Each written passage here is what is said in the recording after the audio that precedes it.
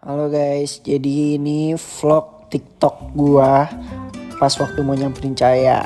Nah, ini tuh gua lagi berangkat dari Jakarta. Kondisi gua tuh sedang sakit guys. Tapi gua harus tetap semangat karena gua pengen banget surprisein cewek gua. Soalnya ini Enif yang kedua tahun guys. Oke, jadi gua mampir dulu di rest area untuk beli roti dan tolak angin. Soalnya gue nggak bisa makan nasi pada saat itu guys, karena pas makan nasi itu gue langsung enek banget rasanya, nggak tahu kenapa. Di sini juga gue masih pakai baby Viper.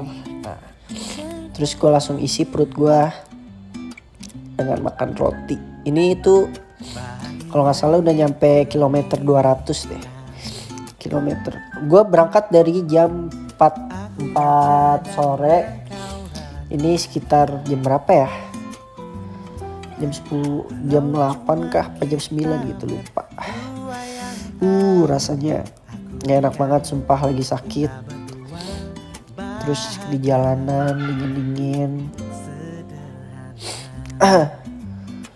Dan gue mutusin untuk nyari penginapan terdekat. Niatnya gue mau di rumah Mas Iwan, tapi karena gue udah gak kuat banget, jadi gue pas keluar tol Semarang gue langsung belok ke hotel manapun itu.